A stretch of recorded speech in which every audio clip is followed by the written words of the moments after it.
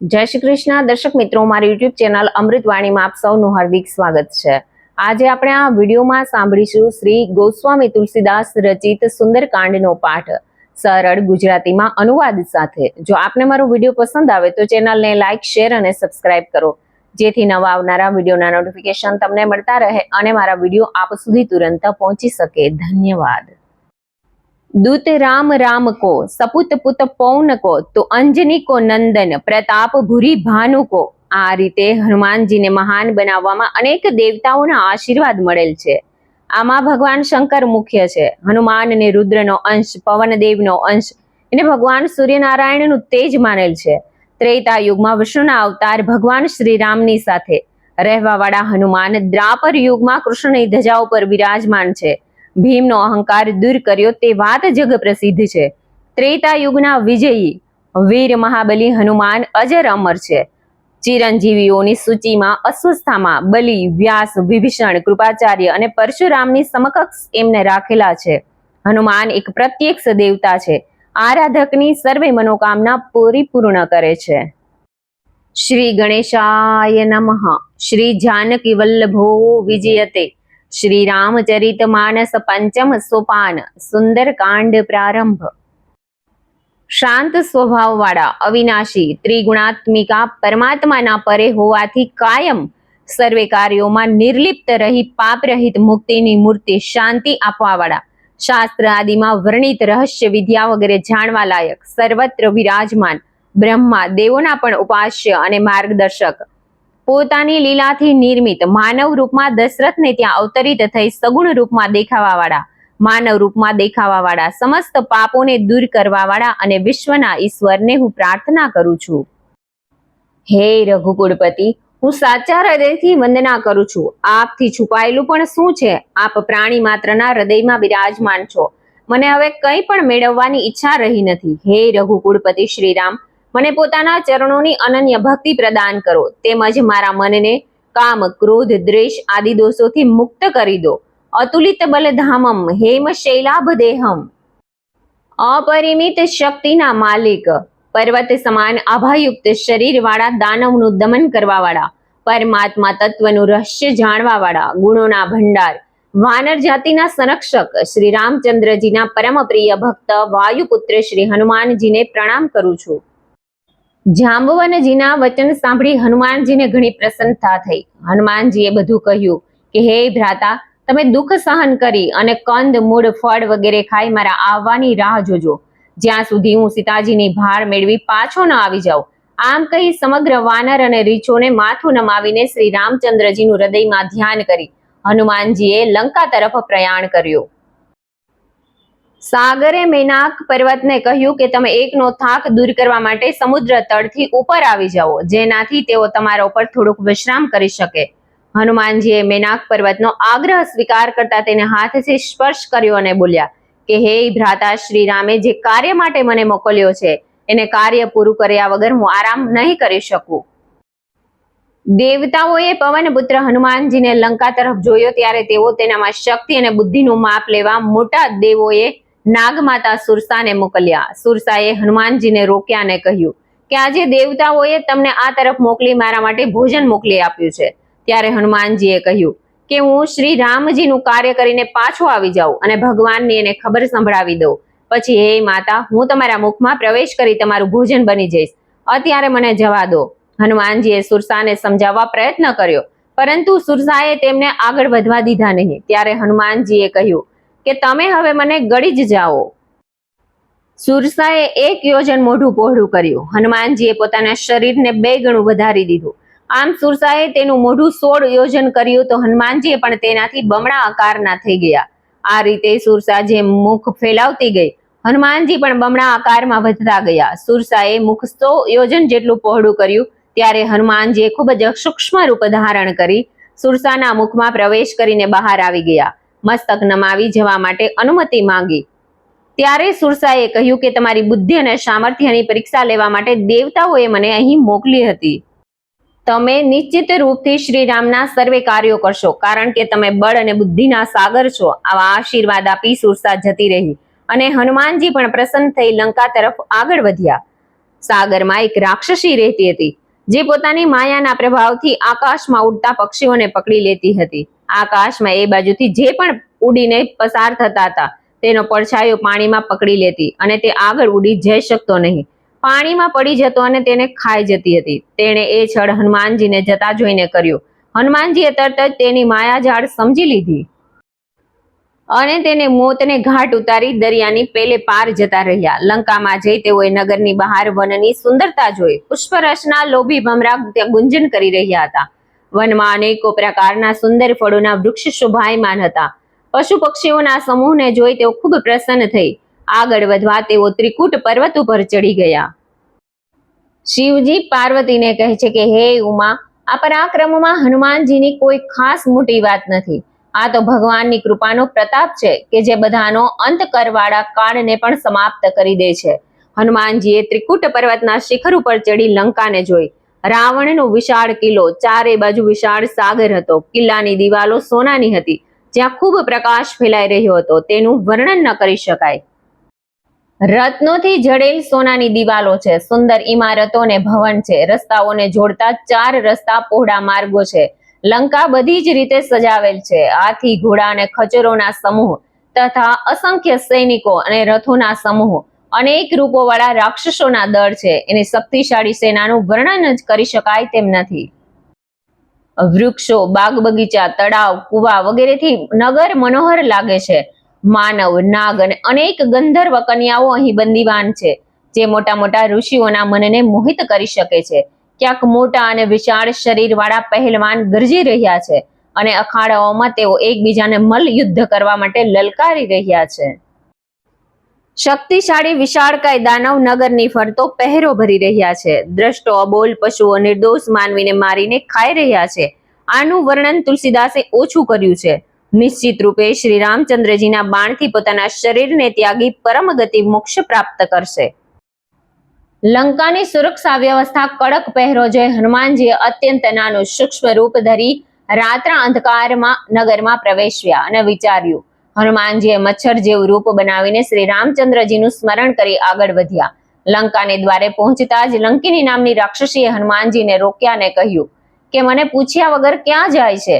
અરે મૂર્ખ, તું જાણતો નથી કે હું અહીં શા માટે રહું છું? ચોરીથી કે છુપાઈને આવવા વાળા જ મારું ભોજન છે. આ સાંભળી મહાવીર હનુમાનજીએ એના પર મુષ્ટિ પ્રહાર કર્યો અને તે જમીન ઉપર ઢળી ગઈ.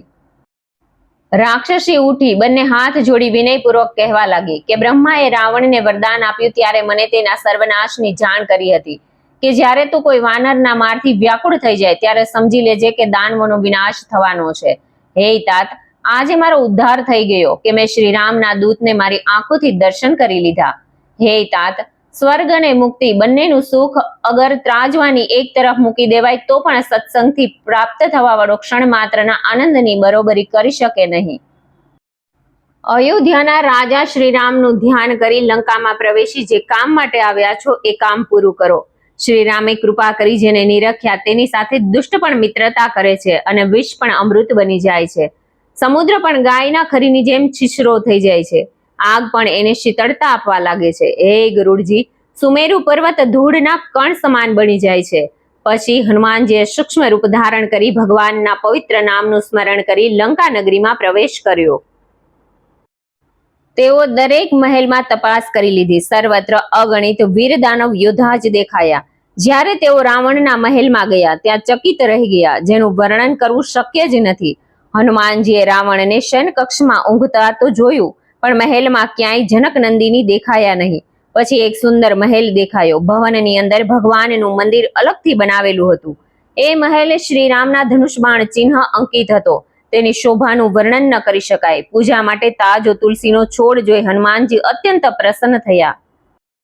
લંકામાં તો દાનવો નિવાસ કરે છે, અહીં સાધુ સંતનો નિવાસ કઈ રીતે થઈ શકે? આ રીતનો તર્ક મહાવીરજીના મનમાં થવા લાગ્યો. ઠીક એ જ સમયે રામના ભક્ત વિભીષણ જાગી ગયા. તેઓએ રામ નામનું રટણ કર્યું. આનાથી મહાવીરજીનો સંશય દૂર થઈ ગયો અને તેઓ ઓળખી ગયા કે તેઓ સાધુ પુરુષ છે. હનુમાનજીએ વિચાર્યું કે આમનો પરિચય કરવો જોઈએ. એમના પરિચય કોઈ નુકસાન થવાનું નથી. હનુમાનજીએ વિભીષણનો પરિચય પ્રાપ્ત કરવા માટે વિપ્રનો વેશ ધારણ કરી તેમના કક્ષ પાસે જઈ રામ નામનું ઉચ્ચારણ કરતા તેમને પોકાર્યો. રામની ધ્વનિ સાંભળતા જ વિભીષણજી ઉઠીને ત્યાં આવ્યા. વિભીષણે કહ્યું કે હે બ્રાહ્મણ દેવ, આપના આગમનનો ઉદ્દેશ્ય બતાવો. શું આપ શ્રી રામના પરમ પ્રિય છો? કારણ કે આપના દર્શન કરી મારા હૃદયમાં ખૂબ પ્રસન્નતા થઈ રહી છે. અથવા આપ દીન સેવકો ઉપર પ્રેમ રાખવા વાળા પોતે જ ભગવાન શ્રી રામ જ છો, જે ઘેર બેઠા મને દર્શન આપવા અને ધન્ય કરવા આવ્યા છો. હું ભાગ્યવાન છું. શ્રી રામની પવિત્ર કથાને લીલાનું શ્રવણ કરી તેમના ઉત્તમ ગુણોને યાદ કરી બંને ભક્તોના દેહ રોમાંચિત થઈ ગયા અને તેમના હૃદય ભગવાનના સ્નેહ અને આનંદમાં લીન થઈ ગયા.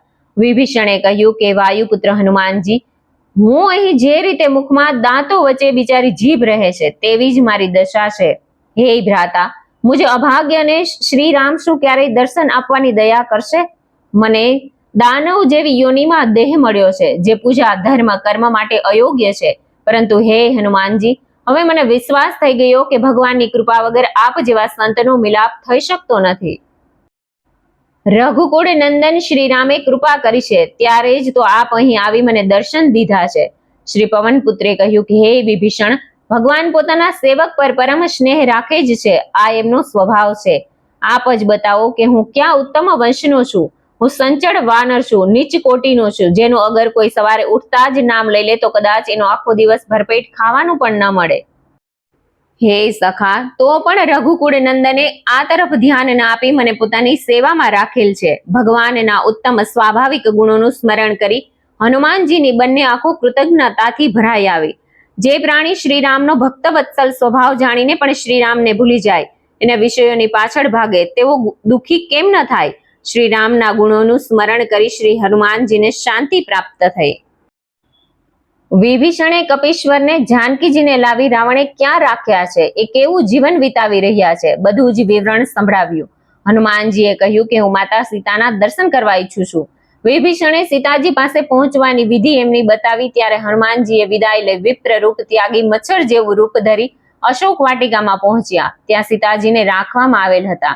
સીતાજીને જોઈ હનુમાનજીએ મનોમન નમસ્કાર કર્યા. તેઓએ જોયું કે સીતાજી ઊંઘતા નથી, બેઠા બેઠા જ રાત્રિ પૂરી થઈ જાય છે. શરીર કૃશ્ય થઈ ગયું છે, કેશ જટામાં બદલાઈ ગયો છે, જટાની એક લટ બાંધેલ છે. તેઓ મનમાં શ્રી રામના ગુણોનું સ્મરણ કરતા રહે છે.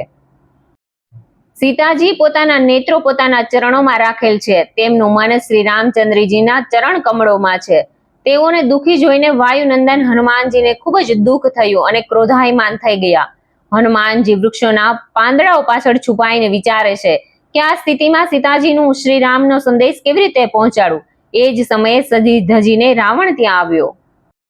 રાવણે સીતાજીને સામ દામ ભય અને ભેદ વગેરે નીતિઓનું પ્રદર્શન કરી સમજાવ્યા. રાવણે કહ્યું કે હે સુમુખી, બુદ્ધિમતી, મંદોદરી આદિ રાણીઓને તારી સેવામાં લગાડી દઈશ. આ મારી પ્રતિજ્ઞા છે. બસ એકવાર મારી તરફ જુઓ તો ખરા. સીતાજીએ શ્રી રામચંદ્રજીનું ધ્યાન કરી એક તૃણની આડ કરી કહેવા લાગ્યા કે હે રાવણ, શું ક્યારે આજ્ઞાની રોશનીથી કમળની કળી ખીલી શકે ખરી? અરે દુષ્ટ, તું ચોરની જેમ મારું હરણ કરી લાવ્યો. તું તો કર્મથી જ નીચ છે. નિર્લજ અને લજ્જા પણ ન આવી તને. હે જનક નંદિની, તમે મારું અપમાન ઘોર કર્યું છે. આ તલવારથી તમારું મસ્તક કાપી નાખીશ. હજી પણ મારા પ્રસ્તાવને માની જાઓ. હે સુમુખી, હજી પણ સમય છે, નહીતર તમારે જીવ ખોવો પડશે. સીતાએ કહ્યું કે હે રાવણ, હવે તો મારા ગળામાં ભગવાન શ્રી રામ નીલકમળની માળા સમાન સુંદર કોમળ વિશાળ ભુજાઓ પડશે, અથવા તો હે શઠ, તારી તીવ્ર ધારવાળી તલવાર જ મારી આ પ્રતિજ્ઞા છે. સીતાજી બોલ્યા કે હે રાવણની તલવાર ચંદ્રહાસ, શ્રી રામના વિયોગ રૂપી અસહનીય તપનને તું શીઘ્ર હરી લે. હે તલવાર, તારી ધાર ઠંડી અને તીખી છે. ઠંડી હોવાને લીધે અગ્નિની તપન ઘટી જશે અને મારા દુઃખનો બોજો તું જલ્દીથી મોત આપીને હરણ કરી લે. સીતાજીની આવી વાણી સાંભળી રાવણ તલવાર લઈને મારવા દોડ્યો. ત્યારે રાક્ષસ રાજમયની પુત્રી મંદોદરીએ તેને રોક્યો. રાવણે સર્વ રાક્ષસણીઓને સીતાને દરેક રીતે ડરાવવા અને ધમકાવવાનો નિર્દેશ કર્યો અને જતા જતા તેઓએ કહ્યું કે અગર 30 દિવસની અંદર સીતાએ મારો પ્રસ્તાવ ન માન્યો તો હું એને મારી નાખીશ.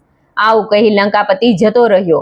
અહીં ભયાનક આકૃતિઓ વાળી રાક્ષસીઓના સમૂહે ભયંકર રૂપ ધરી સીતાજીને સતાવવા લાગી. ત્રિજટા નામની એક રાક્ષસી હતી. એ ભગવાન શ્રીરામની ભક્ત હતી, વિવેકમાં નિપુણ હતી. તેણે રાક્ષસીઓને પોતે જોયેલા ભયાનક સ્વપ્નની વાત કરી. સીતાની સેવા કરી પોતાનું કલ્યાણ ઈચ્છવા કહ્યું. મેં સ્વપ્નમાં જોયું કે એક વાનરે લંકા નગરીને આગ લગાડી દીધી છે, રાક્ષસોની સેનાને મારી નાખી છે. રાવણ નિર્વસ્ત્ર માથું મુંડાવીને 21 હાથે કપાઈ ગયા છે અને તે ગધેડા ઉપર બેઠા છે. આ રીતે રાવણ દક્ષિણ દિશા તરફ જઈ રહ્યો છે. લંકાનું સિંહાસન વિભીષણને મળી ગયું છે. લંકાપુરીમાં બધે જ શ્રી રામચંદ્રજીનો જય જયકાર થઈ રહી છે. પ્રભુ રામે સીતાજીને લેવા અશોક વાટિકામાં પાલખી મોકલી છે. મને પૂરતો ભરોસો છે કે આ સપનું શીઘ્ર સાચું થશે. તેના વચનો સાંભળી સર્વે રાક્ષસીએ ગભરાઈ જઈને સીતાજીના ચરણે પડી. બધી રાક્ષસીઓ ત્યાંથી ઉઠી જ્યાં ત્યાં જતી રહી. સીતાજી મનમાં વિચારવા લાગ્યા કે 1 મહિનો વીતતા જ આ નીચ દાનવરાજ મને મારી નાખશે. 2 હાથ જોડીને સીતાજીએ ત્રિજટાથી વિનંતી કરી કે હે માં, એક જ તું જ છો જે મને આ મુસીબતમાં સાંત્વન આપવા વાળી છે. હવે જલ્દીથી કોઈ એવો ઉપાય કર જેનાથી હું આ શરીરને જ ત્યાગી શકું, કારણ કે હવે મારાથી શ્રી રામનો વિયોગ સહન થતો નથી. હે માં, તમે લાકડાઓ લાવી ચિતા બનાવી દો. હે બુદ્ધિમતી, તું શ્રી રામ માટે મારા સ્નેહને સાચું સાબિત કરવા માટે મારી મદદ કર. હવે લંકાપતિની શૂળ જેવી દુઃખદાયી વાતો આ કાનથી કોણ સાંભળે? સીતાજીની વાણી સાંભળી ત્રિજટાએ તેના પગ પકડીને કહ્યું કે આવું કરવું ઉચિત નથી. શ્રી રામના બળ અને પરાક્રમ પર ભરોસો કરો. હે સુકુમારી, ધૈર્ય રાખો. આમ કહી પોતાના નિવાસ સ્થાને જતી રહી. સીતાજી મનમાં વિચારવા લાગ્યા કે ભાગ્ય સારું નથી તો શું કરવું? ન તો આગ મળશે, ન તો આ વિયોગનું દુઃખ જ સમાપ્ત થશે. આકાશ તરફ નજર નાખી કે કાશ આ ચમકતા તારાઓ દેખાય છે, પણ જમીન પર પણ એક પડતો નથી. આ ચંદ્રમાં પણ મને અગ્નિ સમાન દેખાય છે, એ પણ મને અભાગની જાણી પોતાના કિરણોની આગથી જલાવી નથી નાખતા. હે અશોક વૃક્ષ, તું જ મારી વિનંતી સાંભળી લે અને તું મારો શોક દૂર કરી અશોક નામને સાચું કરી બતાવ. તારા નવીન સુકોમળ લાલ પાંદડા મને અગ્નિપુંજ સમાન દેખાય છે. તું એમાં આગ લગાવી દે અને મારા વિરહનો અંત કર. સીતાજીને શ્રી રામના વિરહમાં અત્યંત વ્યાકુળ થઈ એક ક્ષણ હનુમાનજી માટે 3 યુગના 1000 વર્ષ જેવી લાગી. ત્યારે હનુમાનજીએ હૃદયમાં વિચારીને સીતાજીના ખોળામાં શ્રી રામજી આપેલ મુદ્રિકા નાખી. સીતાજી અશોક વૃક્ષો અંગારો જ આપી દીધો છે એમ સમજી વીંટીને અંગારો સમજીને ઉઠાવી લીધી. જનક કિશોરીએ રામજીના નામથી અંકિત અત્યંત સુંદર મુદ્રિકા જોતા જ તેઓ ઓળખી ગયા અને આશ્ચર્યથી વારંવાર જોવા લાગ્યા. હર્ષ અને વિષાદથી મન વ્યાકુળ થઈ ગયું. તેઓ વિચારવા લાગ્યા કે આ મુદ્રિકા માયાથી તો નથી બનાવીને. સીતાજીના મનમાં આવા અનેક તર્ક ઉઠી રહ્યા હતા. ત્યારે હનુમાનજીએ મધુર શબ્દોમાં કહ્યું. શ્રી રામચંદ્રજીના ગુણો અને લીલાઓનું વર્ણન કરવા લાગ્યા, જે સાંભળી સીતાજીના મનના દુઃખ નષ્ટ થઈ ગયા. તેઓ મન લગાવી એકાગ્ર ચિત્તે સાંભળવા લાગ્યા. હનુમાનજીએ શ્રી રામના અવતારથી લઈને અત્યાર સુધી ઘટેલ સમસ્ત ઘટના ક્રમને કથા રૂપે વર્ણન કર્યું.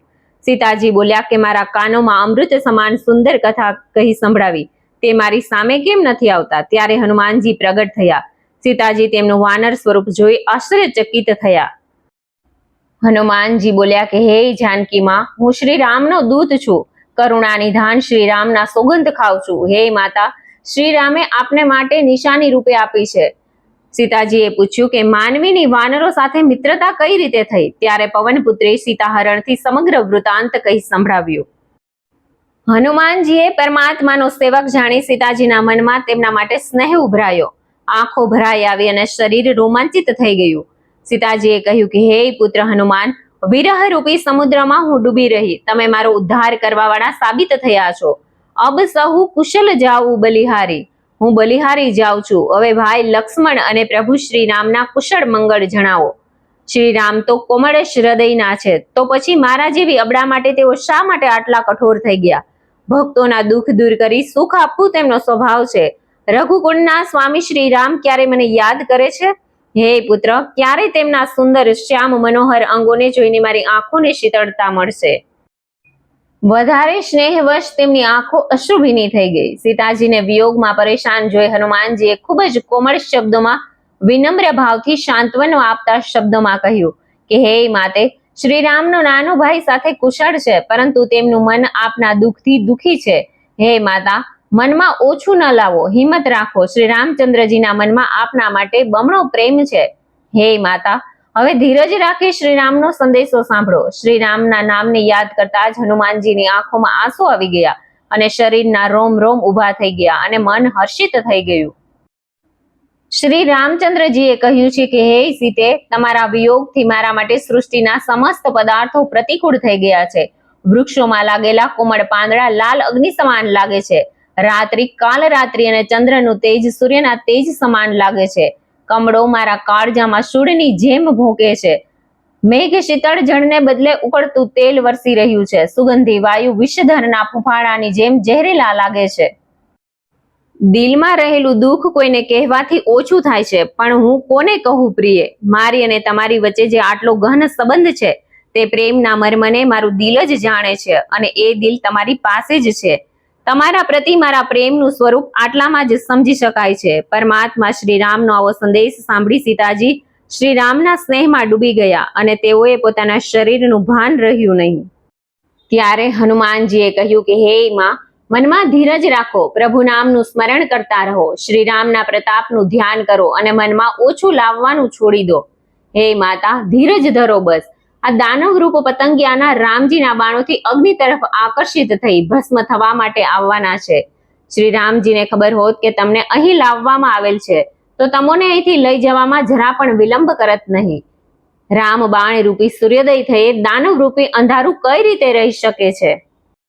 હે માતા, હું આપને હમણાં જ અહીંથી લઈ જાઉં, પણ શ્રી રામજીની આજ્ઞા મને નથી. માટે હે જનની, થોડીક પ્રતીક્ષા કરો, થોડીક ધીરજ રાખો. શ્રી રામ વાનર સેના સહિત શીઘ્ર પધારશે. સમસ્ત દાનવોનો સંહાર કરી આપને લઈ જશે. ત્યારે નારદ આદિ દેવતાઓ ત્રણેય લોકના આપના અને એમના ગુણગાન કરશે. સીતાજીએ પૂછ્યું કે હે પુત્ર, શું બધા જ વાનર તમારી જેમ નાના આકારના છે? કારણ કે અહીં દાનવ યોદ્ધા ખૂબ જ બળવાન છે. માટે મને વાનર સેનાની શક્તિ ઉપર શંકા થાય છે. તેમની શંકા દૂર કરવા હનુમાનજી વિશાળકાય રૂપમાં પ્રગટ થયા.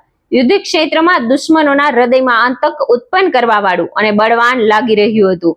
હનુમાનજીનો આ ભયાનક વિશાળ દેહ જોઈ સીતાજીના મનમાં વિશ્વાસ થઈ ગયો કે ચોક્કસ રાક્ષસોનો સર્વનાશ કરશે. પછી સીતાજીની સામે હનુમાન પહેલા જેવા જ નાના આકારના થઈ ગયા.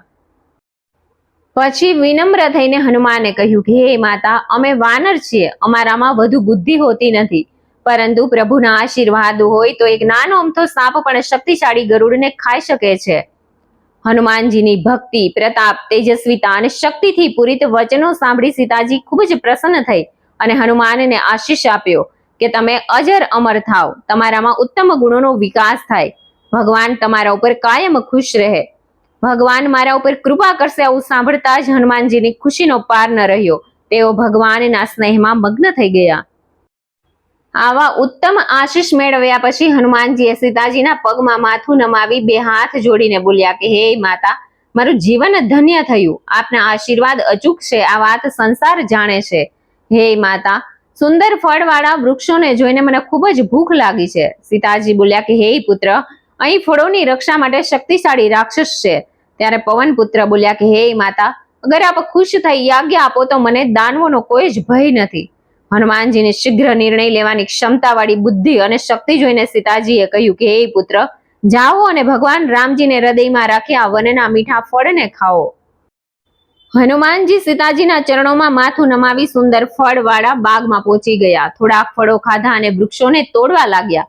ત્યાં ઘણા વીર રાક્ષસ હતા. એમાંથી કેટલાકને મારી નાખ્યા અને અન્ય રાક્ષસોએ જઈ રાવણના દરબારમાં સૂચના આપી કે હે લંકાપતિ, અશોક વાટિકામાં શક્તિશાળી વાનર આવ્યો છે. એણે બાગ ઉજાડી નાખ્યો છે. થોડા ફળ ખાધા કેટલાય વૃક્ષ ઉખેડી નાખ્યા છે. રખવાડોને મસળીને જમીન ઉપર પછાડી દીધા છે.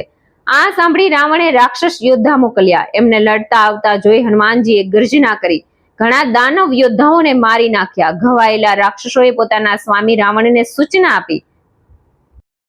આ વખતે રાવણે અક્ષય કુમારોને મોકલ્યા. પોતાની સાથે વીર યોદ્ધાને લઈને આવ્યો. એને આવતો જોઈ હનુમાને એક વૃક્ષ ઉખેડી એના ઉપર ફેંક્યું ને મરી ગયો. હનુમાને મહાગર્જના કરી. કેટલાક દાનવ યોદ્ધાઓને મૃત્યુના ખોળે સુવડાવ્યા, કેટલાકને હાથોથી મસળી નાખ્યા અને કેટલાકને ધૂળમાં મેળવ્યા. કેટલાક રાવણ પાસે જઈને કહ્યું કે સ્વામી, આ વાનર ખૂબ શક્તિશાળી છે. પુત્ર અક્ષય કુમાર માર્યો ગયો ત્યારે તે ક્રોધથી સળગી ગયા અને મેઘનાદને મોકલ્યો અને આદેશ આપ્યો, વાનરોને મારતા નહીં, બાંધીને અહીં લઈ આવો, જેથી જોઈ શકાય કે આ વાનર ક્યાંથી આવ્યો છે. ઇન્દ્રને જીતવા વાળા મેઘનાદ હનુમાનને પકડવા રવાના થયો. નાના ભાઈને માર્યો જવાનો ગુસ્સો હતો. હનુમાને જોયું કે અતિ બળશાળી યોદ્ધો આવે છે. જોરથી ગર્જના કરી અને તેના ઉપર તૂટી પડ્યા. હનુમાને મોટું વૃક્ષ ઉખેડી મેઘનાદના રથ ઉપર પ્રહાર કર્યો, જેનાથી એનો રથ ચૂર ચૂર થઈ ગયો. સાથે આવેલ યોદ્ધાઓને પકડી પકડી હનુમાન પોતાના કઠોર શરીર સાથે રગડી રગડીને મસળવા લાગ્યા. મેઘનાદની સેનાને ધરાશય કરી હનુમાન મેઘનાદ સાથે યુદ્ધ કરવા લાગ્યા. પવનપુત્રે મેઘનાદને મુક્કો માર્યો, જેનાથી એક ક્ષણ માટે તે બેભાન થઈ ગયો. હનુમાનજી વૃક્ષ ઉપર જઈ બેઠા. ભાનમાં આવ્યા પછી મેઘનાદે માયા રચી હનુમાનને ફસાવવાની કોશિશ કરી, પરંતુ હનુમાન કોઈ પણ રીતે વશ થઈ રહ્યા નહોતા. છેલ્લે મેઘનાદે બ્રહ્માસ્ત્રનો પ્રયોગ કર્યો. ત્યારે હનુમાનજીએ વિચાર્યું, જો આ બ્રહ્માસ્ત્રને નહીં માન આપું તો તેનો મહિમા ઘટી જશે. પવનપુત્ર પર મેઘનાદે જ્યારે બ્રહ્માસ્ત્ર ચલાવ્યું, જેથી તેઓ વૃક્ષની જેમ ઢળી પડ્યા. જ્યારે મેઘનાદને ખાતરી થઈ ગઈ કે હનુમાન એકદમ બેભાન થઈ ગયા છે, ત્યારે તેમણે નાગપાશમાં બાંધી દરબારમાં લઈ ગયા. ભગવાન શંકર કહે છે કે હે પાર્વતી, જે પરમાત્મા રામનું નામ લઈ સમસ્ત જન્મ અને મરણના બંધન કાપે છે, તેમનો પ્રિય દૂત શું બ્રહ્માસ્ત્ર અને નાગપાશના બંધનમાં આવી શકે? પરંતુ શ્રી રામના કાર્ય માટે હનુમાનજી પોતે જાતે જ બંધાઈ ગયા. બળવાન વાનરને બાંધેલો જોવા લોકો પડાપડી કરવા લાગ્યા. તમાશો જોવા દરબાર સુધી પણ દોડી ગયા.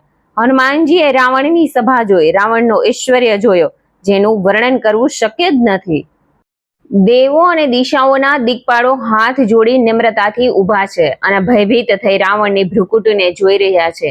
આવું વૈભવ જોઈને પણ કપિના હૃદયમાં જરા પણ શંકા, ભય જ ઉત્પન્ન થયો નહીં.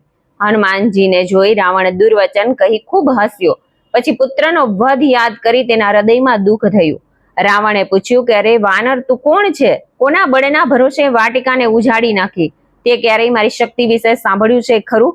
તું મૂર્ખ છે. તને હમણાં પણ નીડર ઉભેલો જોઈ રહ્યો છું. તે દાનવ યોદ્ધાઓને ક્યાં ગુનામાં માર્યો? તને પ્રાણોનો ભય નથી લાગતો? હનુમાનજી બોલ્યા કે હે લંકેશ, જેની શક્તિના અંશ માત્રથી સમસ્ત બ્રહ્માંડની રચના થઈ છે, જેના પ્રભાવથી બ્રહ્મા, વિષ્ણુ અને શિવ સૃષ્ટિની રચના, પાલન, પોષણ અને સંહાર કરે છે. શેષનાગ બ્રહ્માંડને માથા ઉપર ધારણ કરે છે. દેવોની રક્ષા માટે અવતાર ધારણ કરે છે. તારા જેવા મૂર્ખોની શિક્ષા કરવા વાળા છે, જેણે મહાદેવનું પિનાકનું ધનુષ્ય તોડી નાખ્યું અને ત્યાં વિરાજમાન રાજાઓની તાકાત તથા ગર્વને ચૂર કરી નાખ્યો. જેઓએ પોતાના બાણથી ખર અને દૂષણ સહિત ત્રિશિરા અને બાલી જેવા બળવાનને મૃત્યુના મુખમાં પહોંચાડ્યા. તને આ બાબતની ખબર જ હશે. આ બધા બેજોડ અને શક્તિશાળી હતા. હે લંકેશ્વર, તે જે પરમાત્મા અને જેની પ્રિય ધર્મપત્નીનું તું ચોરીથી હરી લાવ્યો છું, હું એ જ શ્રી રામનો દૂત છું. તારી પ્રભુતાને હું જાણું છું. તું સહસ્ત્ર બાહુ જોડે લડ્યો હતો અને બાલી સાથે યુદ્ધ કરીને તો તને ઘણો જ યશ મળ્યો હતો. હનુમાનજીના વચન સાંભળી રાવણે હસવાનું ટાળી દીધું. પછી હનુમાનજીએ કહ્યું કે હે દાનવરાજ, મને ભૂખ લાગી હતી એટલે ફળો ખાધા અને વાનર સ્વભાવે વૃક્ષોને પણ તોડ્યા. બધાને પોતાનો જીવ વહાલો હોય છે. ત્યારે કુમાર્ગી રાક્ષસો મને મારવા આવ્યા. ત્યારે જે રાક્ષસો સાથે મને માર્યો તેને મેં પણ માર્યો. આટલું થયા પછી તમારો પુત્ર મેઘનાદ મને બાંધી લાવ્યો. મને પોતાને બંધાઈ જવામાં કોઈ શરમ નથી. હું તો મારા સ્વામીનું કાર્ય કરવા ઈચ્છું છું. હે રાવણ, હું હાથ જોડીને વિનંતી કરું છું, અભિમાન છોડીને મારી શીખ સાંભળો. તમે તમારા કુળનો વિચાર કરો અને ભક્ત ભયહારી ભગવાનને ભજો.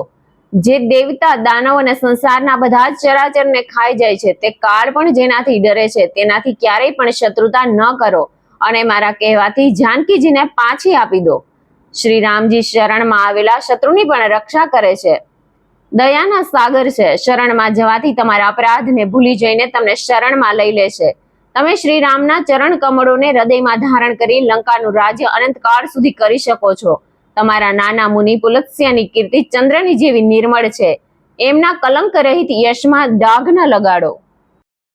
પરમાત્માના ઉચ્ચારણ વગર વાણી શોભિત નથી. મોહ માયાને ભ્રમથી જરા પણ ઉપર ઉઠીને જુઓ. અરે રાવણ, સુંદર ઘરેણાથી સજાયેલ નારી પણ વસ્ત્ર ધારણ કર્યા વગર શોભાયમાન નથી થતી. પ્રભુથી વિમુખ થઈ ધન, સંપત્તિ, સત્તા અને ઐશ્વર્ય મળી જાય તો પણ એ ન મળ્યા સમાન છે, કારણ કે એ નષ્ટ થઈ જશે. જે રીતે નદીનું કોઈ મૂળ સ્ત્રોત હોય તો જ નદીમાં જળ વહેતું રહે છે, નહીં તો એ નદી કાળાંતરે સુકાય અને એકદમ ખાલી થઈ જાય છે. હે લંકેશ્વર, હું પ્રતિજ્ઞાપૂર્વક કહું છું કે પ્રભુ શ્રી રામ નારાજ થવાની સાથે રક્ષા કરવા વાળા સંસારમાં કોઈ નથી. સાક્ષાત બ્રહ્મા, વિષ્ણુ અને શિવ પણ પ્રભુ શ્રી રામની સાથે દુષ્ટતા કરવા વાળાની રક્ષા નહીં કરે.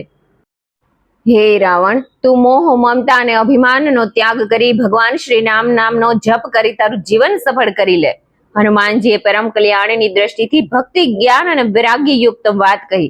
પરંતુ રાવણ અભિમાની હોવાથી મજાક ઉડાવતા કહ્યું કે ઓહો, મને તો જ્ઞાની ગુરુના રૂપે આ વાનર જ મળ્યો છે. અરે પાપી, તારું મોત નજીક આવ્યું છે કે તું મને જ્ઞાન દેવા આવ્યો છો? પવનસુતે કહ્યું કે તારી બુદ્ધિમાં ફેર છે, આવું મને દેખાય છે. હનુમાનજીની વાણી સાંભળી રાવણ ગુસ્સે ભરાયો અને બોલ્યો કે શીઘ્ર આ મૂર્ખના પ્રાણ કેમ કોઈ નથી લઈ લેતું? આવું સાંભળતા જ દાનવો મારવા દોડ્યા. એ સમયે વિભીષણ ત્યાં આવી પહોંચ્યા. રાવણને માથું નમાવી નમ્રતાથી કહ્યું કે દૂતને મારવો નીતિ વિરુદ્ધ છે અને અન્ય સજા આપવામાં આવે. વિભીષણની નીતિયુક્ત સૂચનનું મંત્રીઓએ વગેરે સમર્થન કર્યું. આ વાતથી રાજી થઈ લંકેશ હસીને બોલ્યા કે જાનથી મારવો ઉચિત ન હોય તો આ વાનરના શરીરનું કોઈ અંગ ભંગ કરી એના માલિકને પાછા મોકલી આપો. વાનરની એની પૂંછ પ્રિય હોય છે, માટે તેલમાં કપડાં પલાળી એની પૂંછડી ઉપર બાંધી દો અને આગ લગાડી દો. જ્યારે આ પૂંછડી વગરનો વાનર પોતાના માલિક પાસે જશે ત્યારે આ મૂર્ખ પોતાના માલિકને લઈ અહીં આવશે કે જેની એને આટલી બડાઈ મારી છે. જોઈએ તો ખરા એની કેટલી તાકાત છે. લંકેશના વચન સાંભળી હનુમાનજી મનમાં મુસ્કુરાયા અને સમજી ગયા કે બુદ્ધિની દેવી જ તેને આવી પ્રેરણા આપવા મદદરૂપ થઈ છે. બધા જ દાનવો લંકેશની યાજ્ઞામાંની તૈયારી કરવા લાગ્યા.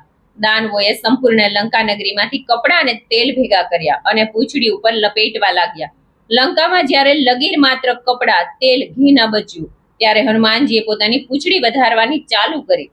નગરવાસી આ તમાશો જોવા ભેગા થાય. બધા જ હનુમાનજીને લાતો મારવા લાગ્યા અને મજાક ઉડાડવા લાગ્યા. ઢોલ વાગવા લાગ્યા. હનુમાનજીને લંકામાં ફેરવી પૂંછડે આગ લગાડી. બરાબર આગ લાગી કે તરત હનુમાન લઘુ રૂપમાં આવી ગયા. બંધનથી મુક્ત થઈ હનુમાનજી મહેલની અટાલિકા ઉપર ચડી ગયા. દાનવોની સ્ત્રીઓ બળતી પૂંછડી જોઈને ભયભીત થઈ ગઈ.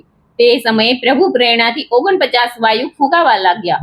હનુમાનજી અટ્ટહાસ્ય કરી ગર્જના કરતા આકાશ તરફ ઉછળ્યા. હનુમાનજીનું શરીર વિશાળ હોવાથી, ચુસ્ત હોવાથી તેઓ એક મહેલથી બીજા મહેલ ઉપર ચડી આખી લંકાને આગની લપેટામાં લીધી અને લોકો પરેશાન થઈ ગયા. આગની લપેટો અહીં તહીં ફેલાતી હતી. ઓ બાપરે, ઓ માં, બધી તરફથી કરુણ દુઃખ ભરેલા અવાજો આવતા હતા. અમને જાણ હતી જ કે વાનરના રૂપમાં કોઈ દેવ છે. સજ્જન મનુષ્યના અપમાનનું આવું જ ફળ ભોગવવું પડે છે. આખી લંકા નગરી અનાથની જેમ બળી રહી છે. હનુમાનજીએ થોડા સમયમાં જ વિભીષણનું ઘર છોડી લંકાને બાળીને ખાક કરી નાખી. ભગવાન શિવે કહ્યું કે હે પાર્વતી, રાક્ષસોના ઘરોને બળતી વખતે હનુમાનજીના પૂંછડીમાં આગ લાગેલી, છતાં પણ એ બળી નહીં, કારણ કે તેઓ એણના દૂત હતા કે જેઓ એ અગ્નિને ઉત્પન્ન કર્યો છે. હનુમાનજી લંકાપુરીના બધા જ મહેલો બાળી નાખ્યા અને પછી પોતે જઈને સાગરમાં છલાંગ લગાવી દીધો અને પૂંછડીની આગ ઓલવી, થાક દૂર કરી, સ્નાન કરી, સૂક્ષ્મ રૂપ ધારણ કરી માતા જાનકી સમક્ષ જઈ હાથ જોડીને ઊભા રહ્યા. હનુમાનજી બોલ્યા કે હે માતા, તમે કોઈ ઓળખ ચિહ્ન આપો, જે રીતે શ્રી રામજીએ આપ્યું હતું. ત્યારે સીતાએ પોતાનો ચૂડામણી હનુમાનજીને આપ્યું. હનુમાનજીએ પ્રસન્નતાથી એ લઈ લીધું. સીતાજીએ કહ્યું કે હે પુત્ર, શ્રી રામજીને મારા પ્રણામ કહેજો અને કહેજો કે હે પ્રભુ, આપ તો પૂર્ણકામ છો. આપના મનમાં કોઈ સ્વાર્થ નથી. દીન દુખ્યો ઉપર દયા કરવી આપનો સ્વભાવ છે. આપના યશને ધ્યાનમાં રાખી મારી વિપત્તિને દૂર કરો. હે તાત હનુમાન, તમે પ્રભુ રામને ઇન્દ્રના પુત્ર જયંતીની કથાની યાદ અપાવજો અને કહેજો કે અગર 1 મહિનાની અંદર તેઓ અહીં નહીં આવ્યા તો મને જીવતી જોશે નહીં. હે તાત, હે પુત્ર, તમે પણ અહીંથી જવા માટે કહો છો. તમને જોયા પછી થોડી રાહત થઈ હતી, પણ તમારા ગયા પછી મારા માટે ફરીથી વિયોગના દિવસ અને રાત કષ્ટદાયી થઈ જશે. હનુમાનજીએ માતા સીતાને સમજાવ્યા અને ધીરજ બંધાવી. પછી એમના ચરણ કમળોમાં માથું નમાવી શ્રી રામ પાસે જવા વિદાય થયા. લંકાપુરી જતી વખતે હનુમાનજીએ ખૂબ ભયાનક ગર્જના કરી, જેને સાંભળીને દાનવોની પત્નીઓના ગર્ભ પડવા લાગ્યા. દરિયો ઓળંગી આ પાર આવ્યા. વાનરોના કિલકિલાટનો નાદ સાંભળ્યો. હનુમાનજીને જોઈને બધા આનંદિત થયા, જાણે નવો જન્મ મળી ગયો. હનુમાનજીનું મુખ પ્રસન્ન છે, દેહમાં તેજ ચમકી રહ્યું છે. ત્યારે તેમને ધારણા કરી કે હનુમાનજીએ શ્રી રામનું કાર્ય ચોક્કસ પૂર્ણ કર્યું છે.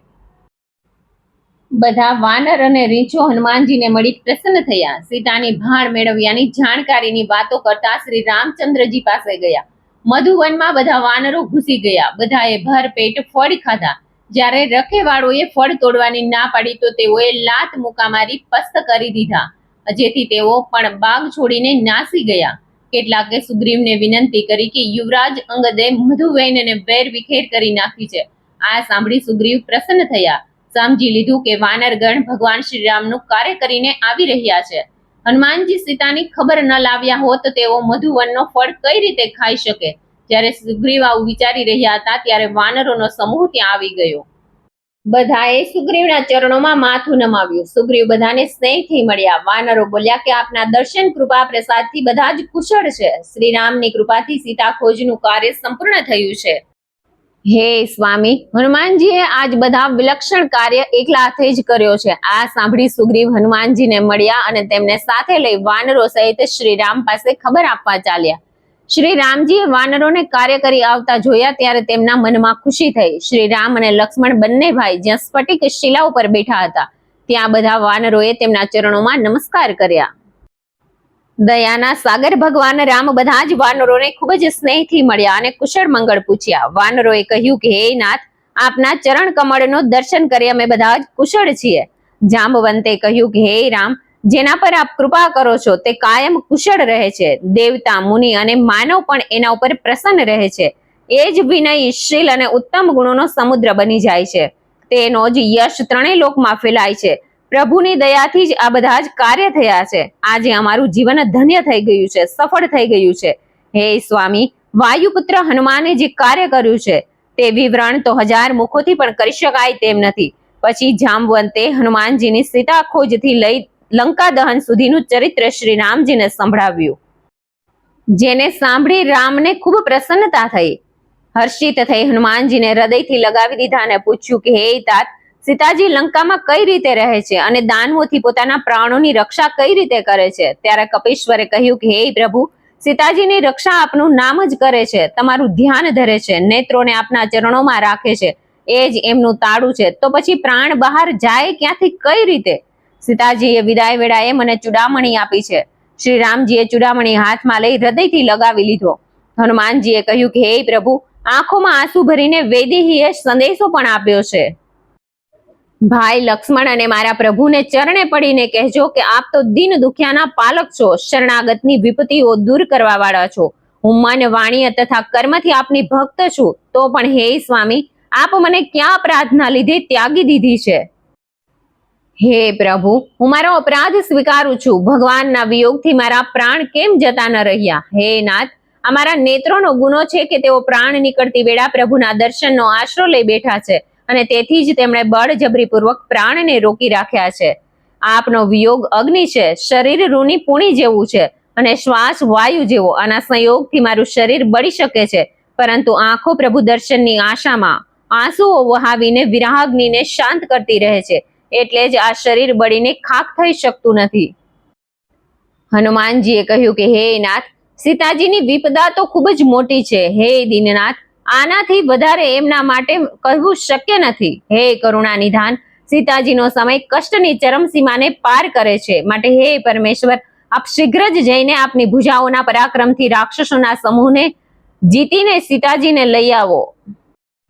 સીતાજીના કષ્ટ સાંભળીને રામના નેત્રોમાં આંસુ ભરાઈ આવ્યા. તેઓ બોલ્યા કે હે કપીશ્વર, વચન, શરીર અને મનથી જે મારું જ ધ્યાન ધરતો હોય તેને સ્વપ્નમાં પણ કદી વિપત્તિ કઈ રીતે આવી શકે? હનુમાનજી બોલ્યા કે હે પ્રભુ, વિપત્તિ એ છે કે આપના વિયોગમાં આપનું જપ, તપ, સ્મરણ, ભજન સારી રીતે થઈ શકતા નથી. હે પરમેશ્વર, શત્રુઓને જીતીને આપ સીતાજીને લઈ આવો. પ્રભુ શ્રી રામે કહ્યું કે હે કપીશ, તમારી જેમ મારા પર ઉપકાર કરવા વાળો કોઈ દેવતા, મનુષ્ય કે મુનિ નથી. હું તમારા આ ઉપકારનો બદલો વાળી શકું તેમ નથી. તમે મારા માટે એટલું કાર્ય કર્યું છે કે શું કહું?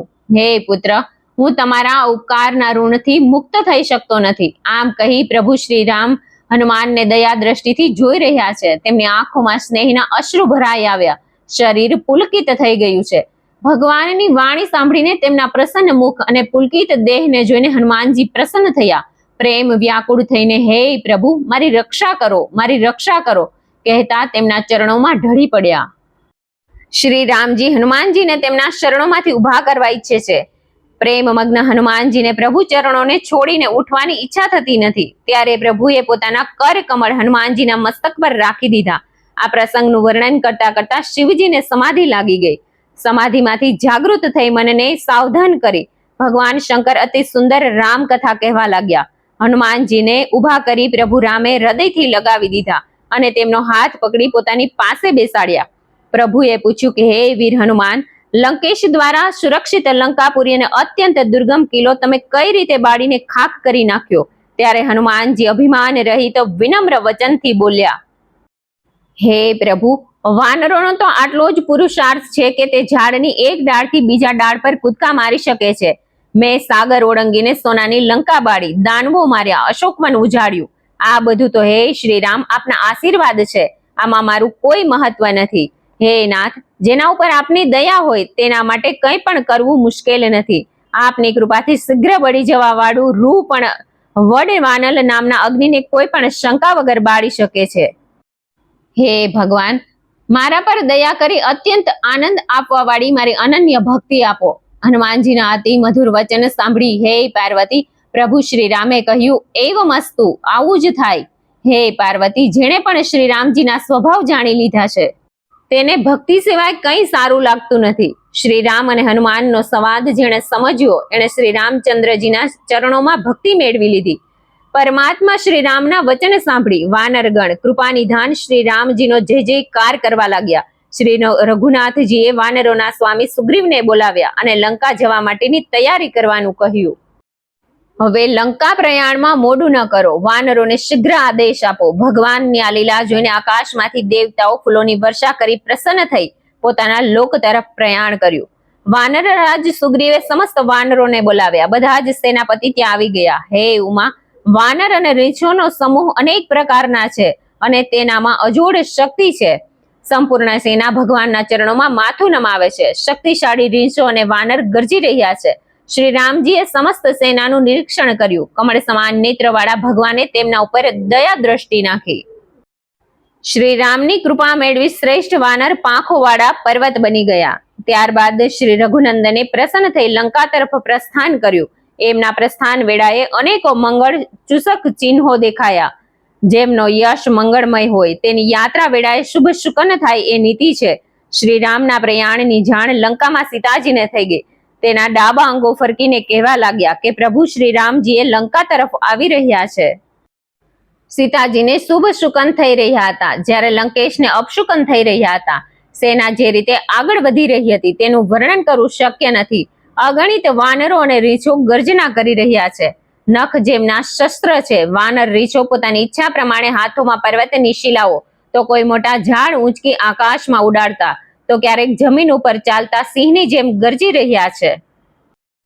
તેમની ચાલ અને ગર્જનાથી ભયભીત થઈ દિક્પાળના હાથીઓ ગરજી રહ્યા છે. ધરા અને ડુંગરાઓ ડોલવા લાગ્યા છે અને દરિયામાં ભરતી આવી ગઈ છે. ગંધર્વ, દેવતા, મુનિ, નાગ, કિન્નર વગેરે પ્રફુલ્લિત થઈ રહ્યા છે. અસંખ્ય વાનર યોદ્ધાઓ લડવા માટે આતુર થઈ કટકટનો અવાજ કરી રહ્યા છે. અહીં તહીં દોડી રહ્યા છે. શ્રી રામનો જય જયકાર કરી તેમના ગુણોનું ગાન કરી રહ્યા છે. બ્રહ્માંડનો ભાર ઉંચકવામાં ઉદાર નાગ રાજા શેષજી પણ આ સેનાનો બીજો સહેવામાં અસમર્થ થઈ વારંવાર બેચેન થઈ કાચબાની કઠોર પીઠને દાંત વડે પકડી રહ્યા છે. જાણે કે શ્રી રામની વાનર અને રીંછ સેના સહિત લંકા ઉપર ચડાઈનું સુંદર આખ્યાનની પવિત્ર કથા કાચબાની પીઠ ઉપર લખી રહ્યા છે. આ પ્રમાણે આગળ વધતા કૃપાનિધાન શ્રી રામના આદેશથી સમુદ્ર તટ પર રોકાણ કર્યું. રીંછો અને વાનરો સર્વત્ર ફળો ખાવા લાગ્યા. હનુમાનજી લંકા ખાક કરીને જતા રહ્યા. ત્યારથી દાનવો ભયભીત રહેવા લાગ્યા. બધા જ પોતપોતાના ભવનોમાં બેસીને વિચારતા કે હવે દાનવોના વંશની સુરક્ષાનો કોઈ જ ઉપાય નથી. જેના દૂતના પરાક્રમનું વર્ણન કરી શકાય તેમ નથી, તો ખુદ રામ પોતે આવશે ત્યારે આપણી શું દશા થશે? સંદેશ વાહક સેવિકાઓ દ્વારા નગરવાસીઓની સ્થિતિ જાણી મંદોદરી ખૂબ જ ચિંતિત થઈ ગઈ. મંદોદરીએ લંકેશને એકાંતમાં હાથ જોડી પગ પકડી વિનયથી નીતિ સંગત વાણીમાં બોલી કે હે પ્રાણનાથ, શ્રી રામની શત્રુતાનો રસ્તો છોડી દો અને મારી વાત હિતકારી સમજીને માની લો. જેના દૂતની શક્તિના સ્મરણ માત્રથી રાક્ષસીઓના ગર્ભ પડી જાય છે. હે પ્રિય સ્વામી, આપ બધાનું ભલું ઈચ્છતા હો તો મંત્રીઓને બોલાવીને તેમની સાથે શ્રી રામની પત્ની સીતાને મોકલી આપો. જાનકી તો આપના વંશ માટે દુઃખ આપવા વાળી ઠંડી રાત્રિની જેમ આવી રહી છે. હે નાથ, સીતાજીને પાછા મોકલી આપો, નહીં તો આપની રક્ષા બ્રહ્મા અને શિવજી પણ નહીં કરી શકે. શ્રી રામના બાણ સર્પ જેવા છે અને દાનવોનો સમૂહ દેડકા જેવા છે. તેઓ આવીને આ દેડકાના સમૂહને ગળી જાય એના પહેલા આપ પોતાની જીદ છોડી તેનાથી બચવાનો રસ્તો શોધી લ્યો. મૂર્ખ અને અભિમાની રાવણ મંદોદરીની વાત સાંભળી ખડખડાટ હસ્યો અને બોલ્યો, સ્ત્રીઓ ખરેખર ડરપોક સ્વભાવની હોય છે. મંગળ કાર્યમાં પણ ભય જણાય છે. તમારું દિલ ખૂબ જ નિર્મળ છે. સાંભળો પ્રિય, વાનરોની સેના અહીં આવશે તો દાનવો એમને ખાઈ જશે. જેના ભયથી લોકપાલો પણ કંપે છે, એની રાણી થઈને તમને ભય લાગે છે. આ તો ખરેખર હસવાની વાત લાગે છે.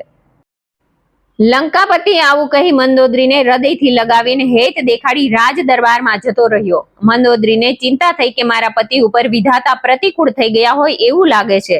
જેવા તે દરબારમાં પહોંચ્યા કે સમાચાર મળ્યા કે શત્રુની સેના સાગરને પેલે પાર આવી પહોંચી છે. તેણે મંત્રીઓને યોગ્ય કાર્યવાહી કરવા સૂચના આપી.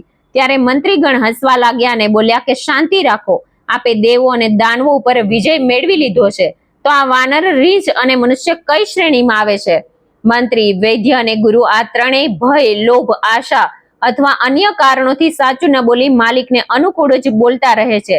તો ક્રમથી રાષ્ટ્ર, શરીર અને ધર્મ આ ત્રણેયનો સર્વનાશ થઈ જાય છે. લંકેશ માટે પણ આ જ સંયોગ થઈ ગયો છે. મંત્રીઓ તેના મોઢા ઉપર તેના ગુણગાન કરે છે. આ સમયે વિભીષણ ત્યાં આવ્યા. તેઓ મોટા ભાઈના ચરણોમાં માથું નમાવી નમસ્કાર કર્યો. ફરીથી મસ્તક ઝુકાવી પોતાના આસન ઉપર જઈ બેઠા અને સલાહ માંગવા પર રાવણની આજ્ઞાથી બોલ્યા કે હે દયાળુ, આપે મારી સલાહ માંગી છે તો મારી બુદ્ધિ અનુસાર કલ્યાણકારક વાત કહું છું.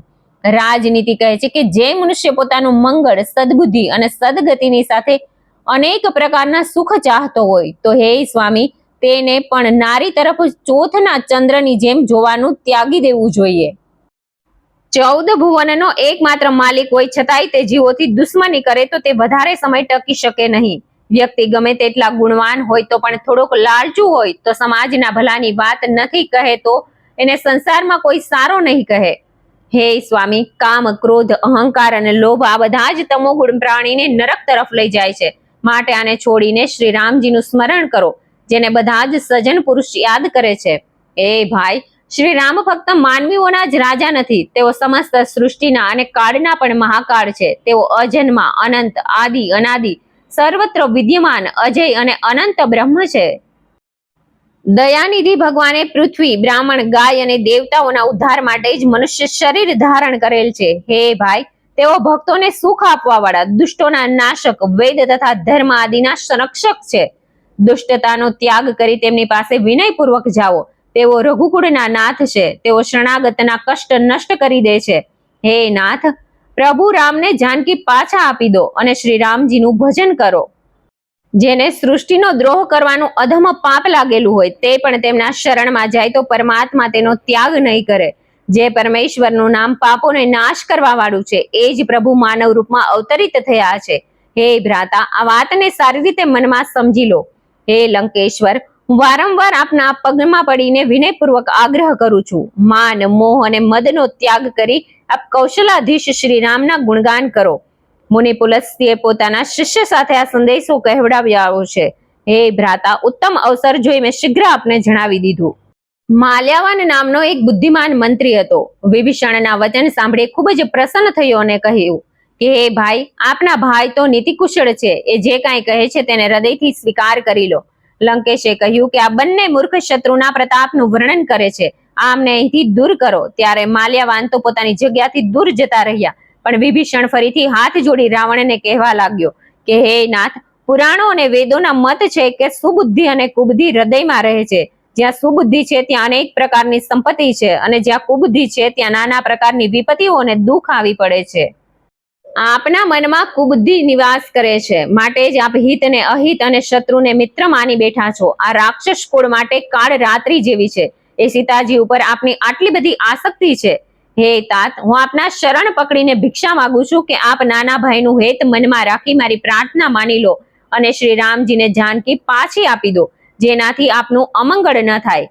વિભીષણે જ્ઞાનીઓ, પુરાણો, વેદો દ્વારા માન્ય વચનોથી નીતિની વાતો સમજાવી અને સાંભળી લંકાપતિ ક્રોધિત થયો અને બોલ્યો કે અરે પાપી, લાગે છે કે તારું મૃત્યુ નજીક આવી ગયું છે.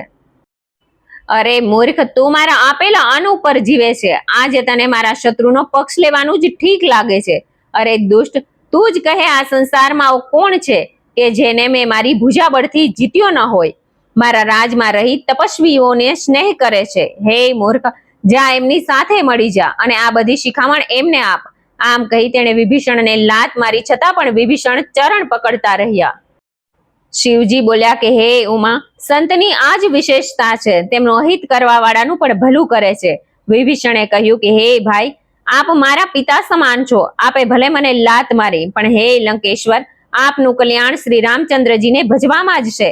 આમ કહી વિભીષણ પોતાના સહયોગી સાથે આકાશમાં જઈ કહેવા લાગ્યા, શ્રી રામ સત્ય પ્રતિજ્ઞા કરવા વાળા અને બધું કરવા સમર્થ છે. તમારી સભા હવે કાળના વશમાં છે, તેથી જ તમે મારો ત્યાગ કર્યો છે. હું હવે શ્રી રામચંદ્રજીની શરણમાં જાઉં છું, મને દોષ ન આપતા. આમ કહી વિભીષણ જ્યારે ત્યાંથી ચાલ્યા ગયા, ત્યારથી જ બધા દાનવો આયુષ્યહીન થઈ ગયા. શિવજી કહે છે કે હે પાર્વતી, સજ્જન પુરુષનું અપમાન સમસ્ત શુભતાને નષ્ટ કરી દે છે.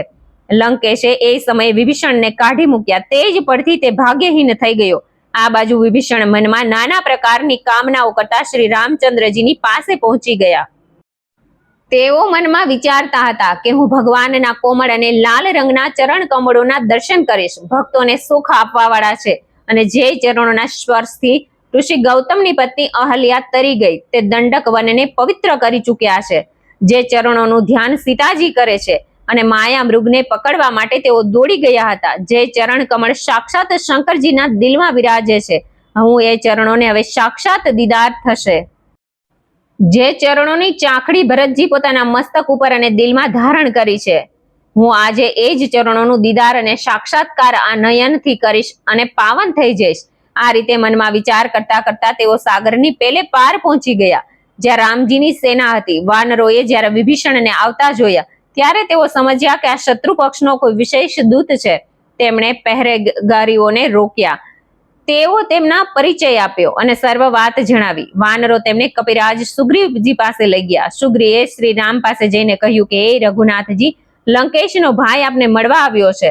રામે કહ્યું કે હે સખા, આ વિશે તમારો શું મત છે? સુગ્રીવ બોલ્યા કે પ્રભુ, દાનવોની માયા સમજી શકાતી નથી. તેઓ ઈચ્છા પ્રમાણે રૂપ ધારણ કરવા વાળા એ કયા ઉદ્દેશથી અહીં આવ્યા છે? આ મૂર્ખ આપણું રહસ્ય જાણવા માટે આવ્યો હશે, માટે તેને બંદીવાન બનાવી લેવો યોગ્ય છે. શ્રી રામ બોલ્યા કે હે સખા, નીતિની વાત વિચારી છે, પણ શરણાગતના કષ્ટ દૂર કરવાનું મારું પ્રાણ છે. પ્રભુના વચનો સાંભળી હનુમાનજી પ્રસન્ન થયા અને વિચાર્યું કે ભગવાન શરણાગતો ઉપર અનન્ય પ્રેમ રાખે છે. શ્રી રામ બોલ્યા કે જે માનવ પોતાના અહિત માટે શરણાગતને છોડે છે, તે અધમ અને પાપી છે. એમને જોવાથી જ પાપ લાગે છે.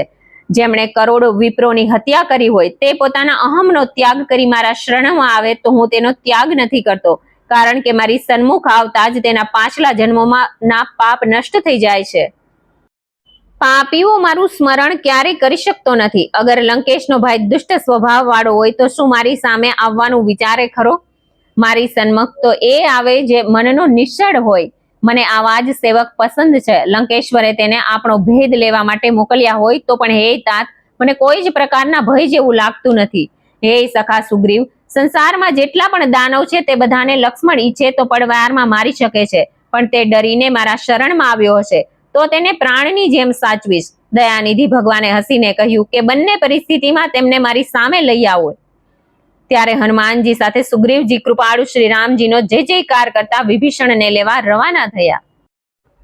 વિભીષણને સ્નેહપૂર્વક આગળ ધરી વાનરો શ્રી રામજી પાસે ચાલ્યા. આંખોને હર્ષ પ્રદાન કરવા વાળા બંને ભાઈઓને દૂરથી જ વિભીષણે જોયા. મોક્ષના ધામ સમા શ્રી રામજીને જોઈ તેઓ પલક ઝપકાવવાનું રોકી એકચિતે જોતા રહ્યા. ભગવાનની વિશાળ ભુજાઓ, લાલ કમળ જેવા નેત્ર અને શરણાગતના દુઃખને દૂર કરવા વાળું તેમનું શ્યામ રંગનું શરીર, લોભ, મોહ, ઈર્ષ્યા, દ્વેષ અને ખોટું અભિમાન વગેરે દુઃખપૂર્ણ ચાર જીવના હૃદયમાં ત્યાં સુધી નિવાસ કરે છે જ્યાં સુધી ધનુષ ધારણ કરેલ ભગવાન શ્રી રામજી તેના દિલમાં વસતા નથી. મમતા તો અંધારી રાત જેવી છે, જે રાગ દ્વેષને શાંતિ આપવા વાળી છે. એ રાત્રિ જ્યાં સુધી જ તે જીવનમાં હૃદયમાં ઘર કરીને રહે છે, જ્યાં સુધી તેના હૃદયમાં ભગવાનના પ્રતાપ રૂપી સૂર્ય ઉદય થતો નથી. હે રઘુનાથજી, આપના શ્રી ચરણોનું દીદાર કરી હું ધન્ય થઈ ગયો છું. મારા સઘળા દુઃખ નષ્ટ થઈ ગયા. હે પ્રભુ, આપની કૃપા જેના પર હોય તેના ત્રણેય પ્રકારના સાંસારિક કષ્ટો સ્પર્શી શકતા નથી. હું અધમ રાક્ષસ છું. મેં ક્યારેય શુભ આચરણ કર્યું નથી. જેમનું રૂપ તપસ્વીઓના ધ્યાનમાં આવી શકતું નથી, તે પરમાત્માએ પ્રસન્ન થઈ મારા જેવા અધમને પ્રેમથી હૃદય અર્ચો સાંપ્યો. હે દયાનિધાન, સુખના સાગર પ્રભુ શ્રી રામ, આ મારું અત્યંત ઉત્તમ સૌભાગ્ય છે કે મેં બ્રહ્મા અને શિવજી દ્વારા સેવિત આપના શ્રી ચરણ કમળોના આજે મારી આંખોથી દર્શન કર્યા. શ્રી રામજી બોલ્યા કે હે મિત્ર, તમને મારો સ્વભાવ કહું છું. જેને કાકભૂસુંડી, શિવજી અને ઉમાજી સારી રીતે જાણે છે. કોઈ વ્યક્તિ મારી જળ અને ચેતન સૃષ્ટિનો દ્રોહિત હોય તે પણ મારી શરણમાં ભયભીત થઈ સુરક્ષાની યાચના કરતો અનન્ય ભાવથી આવી જાય. અભિમાન, આસક્તિ અને નાના પ્રકારના છળ અને કપટ ત્યાગી દે તો હું એને મારો અનન્ય ભક્ત બનાવી દઉં છું. તે સમસ્ત આસક્તિઓ માતા, પિતા, પુત્રી, સ્ત્રી, ધન, ઘર, મિત્ર અને પરિવાર વગેરે ત્યાગ કરી મારી ભક્તિ કરવા લાગે છે. જે બધાને ભેદભાવ વગર જુએ છે, જેના મનમાં બીજી કોઈ ઈચ્છા બાકી રહી નથી હોતી, જેના મનમાં હર્ષ અને શોકનો ભય નથી આવતો. સાધુ જીવ મારા મનમાં વાસ કરે છે. મને સંત જ વહાલા લાગે છે. હું અનન્યાના અનુરોધ કે આગ્રહથી અવતાર લેતો નથી, પણ ભક્તોના નિવેદનથી આ સંસારમાં દેહ ધારણ કરી પ્રકટ થાવ છું. જે લીલાધારી મારા સ્વરૂપની ઉપાસના કરે છે, બીજાની ભલાઈમાં લાગેલો રહે છે, નીતિ અને સત્યથી વિચલિત થતા નથી, જેને વિદ્વાનના ચરણોમાં સ્નેહ હોય છે, એ જીવ મને પ્રાણોની જેમ પ્રિય છે. હે લંકેશ્વર, તમારામાં આ બધા જ ગુણ છે, માટે તમે મારા અત્યંત સ્નેહી છો. શ્રી રામજીના આવા સુંદર વચન સાંભળી બધા વાનરોના સમૂહ કૃપાનિધાન શ્રી રઘુનાથજીનો જય જયકાર કરવા લાગ્યા. વિભીષણને ભગવાનના અમૃત સમાન વચન સાંભળી તૃપ્તિ થતી નથી. પરમેશ્વર માટે અપાર સ્નેહ એમના હૃદયમાં સમાતો નથી, માટે તેઓ વારંવાર શ્રી રામજીના ચરણ કમળ સ્પર્શ કરી રહ્યા છે. વિભીષણ બોલ્યા કે હે દેવાધિદેવ, હે ચરાચર જગતના માલિક, હે શરણાગત રક્ષક, અંતર્યામી, હૃદયમાં કેટલીક સુપ્ત ઈચ્છાઓ હતી, પણ એ બધી જ ભગવાનના ચરણોની પ્રેમરૂપી નદીમાં વહી ગઈ. હે દયાનિધાન પ્રભુ, હવે તો ભગવાન શિવજીને અત્યંત પ્રિય લાગવા વાળી આપની પવિત્ર ભક્તિ મને પ્રદાન કરો. પ્રભુ રામે એવમસ્તુ કહ્યું અને તુરંત સાગરનું જળ મંગાવ્યું. હે સખા, તમારા હૃદયમાં કોઈ કામના નથી તો પણ મારા દર્શન વ્યર્થ જતા નથી. આમ કહી શ્રી રામજીએ વિભીષણનું રાજ તિલક કર્યું. આ જોઈ દેવતાઓએ આકાશમાંથી ફૂલોની વર્ષા કરી.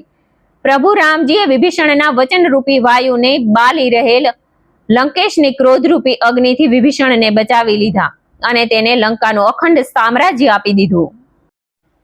પછી હર્ષિત થાય પછી આપેલ એ જ લંકાનું રાજ્ય શ્રી રામે વિભીષણને ખૂબ જ પ્રેમ પ્રદાન કર્યું.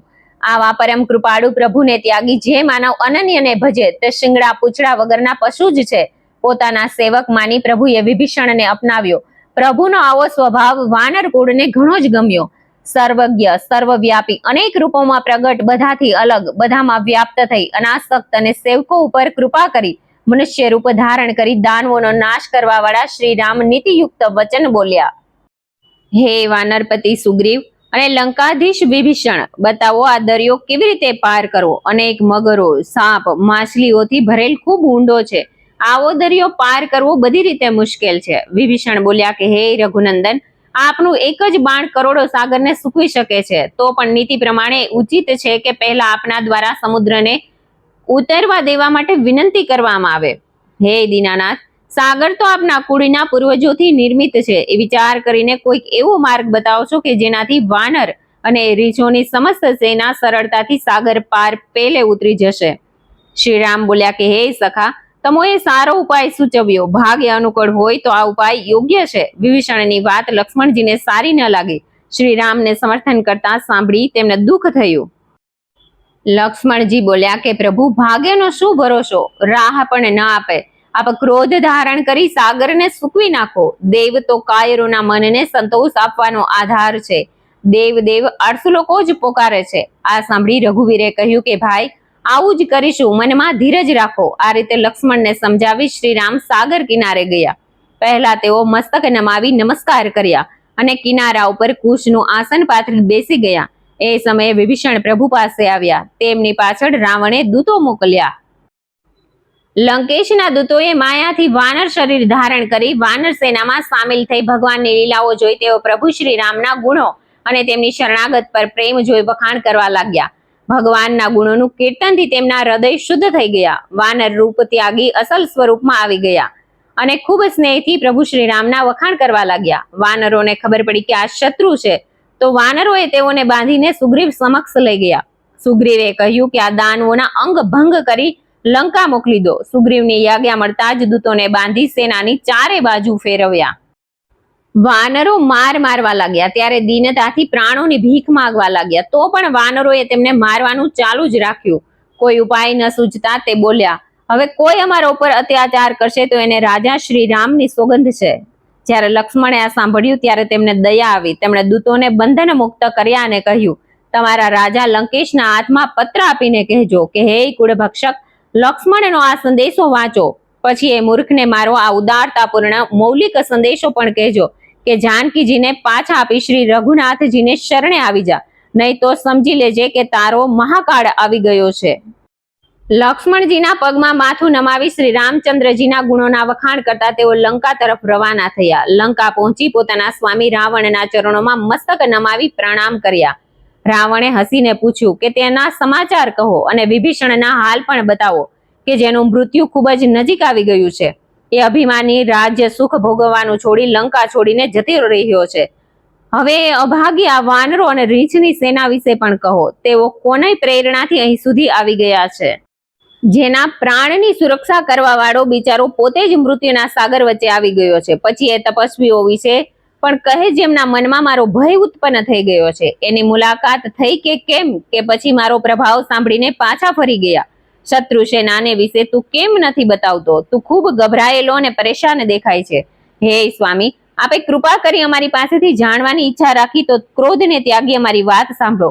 વિભીષણ શ્રી રામને મળ્યા અને પ્રભુ શ્રી રામ તેને લંકાનું રાજ તિલક કરી દીધું. દ્વિવિધ, મયંદ, નીલ, નલ, અગંધ, વિકટસ્ય, દધિમુખ, નિષઠ અને જાંબવન આની પ્રજાતિના સૈનિક ગણ અપાર બળશાળી છે. સર્વ વાનરી સેના શક્તિમાં સુગ્રીવ સમાન છે. તેઓ અસંખ્ય છે. શ્રી રામની દયાથી તેમનામાં અસીમિત શક્તિ છે. પોતાની શક્તિ આગળ સંપૂર્ણ સૃષ્ટિને તણખલાની જેમ તુચ્છ સમજે છે. દ્વિવિધ, મયંદ, નીલ, નલ, અગંધ, વિકટસ્ય, દધિમુખ, નિષઠ અને જાંબવન આની પ્રજાતિના સૈનિક ગણ અપાર બળશાળી છે. સર્વ વાનરી સેના શક્તિમાં સુગ્રીવ સમાન છે. તેઓ અસંખ્ય છે. શ્રી રામની દયાથી તેમનામાં અસીમિત શક્તિ છે. પોતાની શક્તિ આગળ સંપૂર્ણ સૃષ્ટિને તણખલાની જેમ તુચ્છ સમજે છે. હે સ્વામી, મેં સાંભળ્યું છે કે 18 ઉપરાંત વાનરોના સેનાપતિ જ છે. હે લંકેશ, એ સેનામાં કોઈ પણ એવો વાનર નથી દેખાતો જે આપને યુદ્ધમાં જીતી ન શકે. એ બધા ક્રોધમાં પોતાનો હાથ મસળતા રહે છે, પણ શ્રી રામજીએ તેમને આજ્ઞા આપી નથી. તેઓ કહે છે કે અમે દરિયાને શોષી લઈશું અથવા વિશાળ પર્વતો નાખીને દરિયાને પૂરી કરી દઈશું. રાવણને મસળીને ધૂળમાં મડાવી દઈશું. આ બધા જ આવી વાણી બોલે છે. તે ભય રહિત છે. તેઓ ગર્જના કરે છે. લંકાપુરીને હમણાં જ ગળી જશે. બધા વાનર, રીંછ સહજ સ્વભાવથી શૂરવીર છે. એ બધાથી ઉપર પરમાત્મા શ્રી રામ વિરાજમાન છે. હે સ્વામી, તેઓ સંગ્રામમાં કરોડો મહાકાળ દાનવોને પણ જીતી શકે તેમ છે. શ્રી રઘુનાથજીનું તેજ, શક્તિ, બુદ્ધિ, વૈભવને કરોડો શેષ મળીને પણ ન માપી શકે. તેઓ પોતાના એક તીરથી સાગરને શોષી લે. તેઓએ નીતિથી ભ્રાતા વિભીષણની પાસે સલાહ માંગી હતી. વિભીષણના મંતવ્ય પછી જ તેઓ સાગર પાસે માર્ગ માંગી રહ્યા છે. દૂતના વચન સાંભળી લંકેશ્વર હસ્યો અને બોલ્યો કે આવી બુદ્ધિ માટે જ વાનરો અને રીંછોને પોતાના સહાયક બનાવ્યા. સ્વભાવથી ડરપોક વિભીષણની વાતને સાચી સમજી તેઓ નાના બાળકની જેમ સાગર પાસે માર્ગ માંગવાનું નક્કી કર્યું છે. બસ મેં દુશ્મનોની શક્તિ અને બુદ્ધિનું માપ મેળવી લીધું. જેની પાસે વિભીષણ જેવો ભયભીત મંત્રી હોય તેને સફળતા અને વૈભવ ક્યાંથી મળે? લંકેશના વચન સાંભળી દૂત દાનવોએ ક્રોધાવશ લક્ષ્મણજી આપેલ સંદેશ પત્ર આપ્યો અને બોલ્યા કે હે સ્વામી, શ્રી રામજીના અનુજે આ પત્ર આપ્યો છે. આને વાંચીને તમારું મન શાંત કરો. રાવણે હસીને લીધો અને મંત્રીને બોલાવી સંદેશ પત્ર વાંચવા આપ્યો. મંત્રીએ એ પત્ર વાંચવા લાગ્યો. પત્રમાં લખ્યું હતું કે અરે દુષ્ટ, ફક્ત વાતોથી મનને ખુશ રાખી કુળને નષ્ટ ન કર. પ્રભુ શ્રી રામથી દુશ્મની કરી તું બ્રહ્મા, વિષ્ણુ અને શંકરની શરણમાં જઈશ તો તેઓ તને નહીં બચાવી શકે. તું અભિમાન છોડી તારા નાના ભાઈ વિભીષણની જેમ શ્રી રામના ચરણ કમળોનો ભ્રમર બની જા. નહીં તો દુષ્ટ તારા આખા કુળની સાથે શ્રીરામના બાણાગ્નિમાં પતંગિયાની જેમ પોતે જ આવી પડવાનો છે. સંદેશ પત્ર સાંભળતા જ લંકેશ્વર મનથી ડરી ગયો, પણ ડર છુપાવી મોઢા ઉપર મુસ્કાન લાવી ગર્વિત સ્વરે બોલ્યો કે કોઈ વ્યક્તિ જમીન ઉપર ઉભા રહી આકાશને પકડવાની કોશિશ કરે છે એમ જ આ લક્ષ્મણ વાતો બનાવી રહ્યો છે અને બડાઈ હાંકી રહ્યો છે. દૂતે કહ્યું કે દાનવપતિ, અભિમાનનો ત્યાગ કરી પત્રમાં લખેલ વાતોની ગંભીરતા સમજો અને મારી વાત સત્ય માનો. ક્રોધ અને અભિમાનનો ત્યાગ કરી મારા વચનો પર ધ્યાન આપો સ્વામી. પ્રભુ શ્રીરામની સાથે દુશ્મનાવટ ત્યાગી શ્રીરામ સમગ્ર સૃષ્ટિના માલિક છે, પરંતુ સ્વભાવથી દયાળુ છે. તેઓ આપના પર દયા કરશે, આપના પાછલા એક પણ અપરાધ પર તે ધ્યાન આપશે નહીં. હે નાથ, મારી આટલી વાત માની લો અને સીતા એમને પાસી સોંપી દો. ત્યારે રાવણે તેને પણ વિભીષણની જેમ લાત મારી. શુક પણ વિભીષણની જેમ લંકેશના ચરણોમાં મસ્ત ઝુકાવી ત્યાંથી વિભીષણ જેમ કૃપાસાગર પ્રભુ શ્રીરામના શરણમાં જઈ તેણે પોતાની વિતક કથા પ્રભુને કહી સંભળાવી. ભગવાનની દયાથી કલ્યાણકારી માર્ગ મેળવી લીધો. શિવજીએ કહ્યું કે હે મહેશ્વરી, શુક પાછલા જન્મમાં મુનિ હતો. અગત્ય ઋષિનું અપમાન કરવાને લીધે અભિશાપથી દાનવ કુળમાં જન્મ્યો હતો. પ્રભુ શ્રી રામના ચરણોની પ્રાર્થના કરી એ મુનિ ફરી પોતાના આશ્રમમાં ચાલ્યો ગયો. દરિયાકાંઠે કુશના આસન પર બેઠેલા શ્રીરામને દરિયાને પ્રાર્થના કરતા કરતા 3 દિવસ થઈ ગયા, પણ જળ બુદ્ધિનો સાગર વિનંતીને અને પ્રાર્થના સાંભળતો જ ન હતો. ત્યારે શ્રીરામને ક્રોધ આવી ગયો. તેઓ બોલ્યા કે ભય વગ પ્રીતિ નથી થતી. હે લક્ષ્મણ, મારા ધનુષ બાણ લાવો. હું અગ્નિ બાણથી આને સૂકવી નાખું. મૂર્ખને વિનંતી, કુટિલ સાથે સ્નેહ, કંજૂસ પાસે સુંદર વિનંતીની વાત કરવી બેકાર છે. મોહાંત પાસે જ્ઞાનની વાતો કરવી, લોભી સામે વૈરાગ્યનું વર્ણન, ક્રોધી પાસે શાંતિની વાત અને કમી પાસે પરમાત્માની કથા કહેવાનું એ જ ફળ નીકળે છે. જેમ ખરાબ જમીનમાં વાવેલા બી અને ખાતર બધું જ નિષ્ફળ જાય છે. પ્રભુ શ્રી રામે બાણ ધનુષ પર ચડાવ્યું. પ્રભુ રામનો આ વિચાર લક્ષ્મણજીને ગમ્યો. શ્રી રામે જ્યારે ધનુષ પર અગ્નિ ધનુષ બાણનું સંધાન કર્યું તો સાગરમાંથી આગની જ્વાળાઓ નીકળવા લાગી. સાગરના બધા જીવજંતુ, મગર, છાપ, માછલીઓ વગેરે સમૂહના જીવજંતુઓ બળવા લાગ્યા છે. ત્યારે સોનાના થાળમાં ઉત્તમ રત્નો, માણેક અને મોતી ભરી અભિમાનનો ત્યાગ કરી એને વિપ્ર રૂપ ધારણ કરી સાગર રાજ બહાર નીકળી પ્રભુ પાસે આવ્યો. હે ગરુડજી, જેમ કેળાનું વૃક્ષ કાપવાથી તે દર વર્ષે ફળ આપે છે, જ્યારે વાંજ્યું વૃક્ષ કરોડો ઉપાયો કરવાથી પણ ફળ આપતું નથી, આ જ રીતે નીચ લોકો વિનંતીની ભાષા નથી સમજતા. તેઓ દાંટ ફટકારથી જ સાચા રસ્તે આવે છે. સાગરે ભયભીત થઈ પ્રભુ ચરણોને પકડી કહ્યું કે હે નાથ, મારા અપરાધને ક્ષમા કરો. હે પરમ પાવન પ્રભુ, આકાશ, હવા, આગ, પાણી અને ધરતી આ તત્વો ગુણોથી અને સ્વભાવથી ચૈતન્ય નથી. આપની પ્રેરણાથી માયાએ આ સઘળા પદાર્થો પ્રાકૃતિક સૃષ્ટિ માટે ઉત્પન્ન કરેલ છે. આવું વિધાન શાસ્ત્રોમાં કરેલ છે. આપના આદેશ મુજબ આચરણ કરી સુખ મેળવે છે. હે પ્રભુ, આપે મારી મર્યાદામાં રહેલા માટે ઉચિત શિક્ષા કરી, પણ દરેકનો સ્વભાવ આપે જ બનાવેલ છે. બધા એનું જ અનુસરણ કરે છે. ઢોલ, મૂર્ખ, શુદ્ર, જાનવર અને સ્વભાવથી સ્વચ્છંદી આચરણવાળી સ્ત્રી આ બધા ઉચિત શિક્ષા અને દંડ મેળવવાના અધિકારી છે. હું આપના પ્રતાપથી સુકાઈ જઈશ. આપની સેના પેલે પાર ઉતરી જશે. એમાં મારી કોઈ મર્યાદા નહીં રહે એવું વેદો કહે છે. માટે આપ જે ઠીક સમજો તે યાજ્ઞા આપો, હું એ જ કરીશ. સાગરની વિનયુક્ત વાણી સાંભળીને દયાનિધાન શ્રીરામજીએ મુસ્કુરાઈને સમુદ્રને કહ્યું કે હે ભાઈ, વાનરો અને રીછની સેના પેલી પાર જઈ શકે એનો ઉપાય બતાવો. હે પ્રભુ, આપની સેવામાં નીલ અને નલ નામના 2 ભાઈ છે. તેઓને બાળપણમાં ઋષિઓ દ્વારા વરદાન મળેલ છે કે તેના અડવાથી શિલાઓ અને ચટ્ટાનો આપના પ્રતાપથી સાગરની પર તરવા લાગશે. હું પણ આપના પ્રતાપને હૃદયમાં ધારણ કરીને શક્તિ અનુસાર જે મદદ થશે તે કરીશ. સાગર ઉપર પેલો પુલ બનાવો, જેનાથી 3 લોકમાં આપની સુંદર કીર્તિ ફેલાઈ જાય. ધનુષ પર જે બાણ સંધાન કર્યો છે તેનાથી મારા ઉત્તર કાંઠે વસતા ભયાનક પાપી દુષ્ટ માનવોનો વધ કરી દો. કૃપાળુ ભગવાન શ્રીરામે સમુદ્રની વેદના સાંભળી દુષ્ટોનો વધ કરી તેને દૂર કરી દીધા. પરમાત્મા શ્રીરામની અસીમ શક્તિ અને પરાક્રમ જોઈ સાગર સંતુષ્ટ થયો. પછી તેણે દુષ્ટોનું ચરિત્ર શ્રી રામચંદ્રજીને સંભળાવ્યું અને પ્રભુ ચરણોની વંદના કરી સાગર પોતાના સ્થાને ગયા.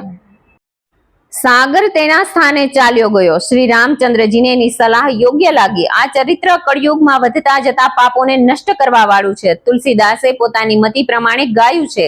દયા નિધાન શ્રી રામજીના ગુણો બધા પ્રકારની શંકા કુશંકાઓનો વિનાશ અને દુઃખોનો નાશક છે. હે મારા હૃદય, મારું મન, તું સંસારની આશા ઈચ્છાઓ ત્યાગી સદા સર્વદા આ ચરિત્રોનું ગાન અને શ્રવણ કર.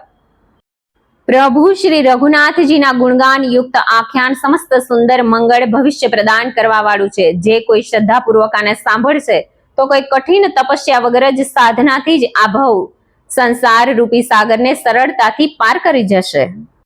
ઇતિ શ્રી સુંદરકાંડ પાઠ સમાપ્ત. શ્રી યાવર રામચંદ્ર ભગવાનની જય. બોલો હનુમાન દાદાની જય. મને સાંભળવા માટે ધન્યવાદ.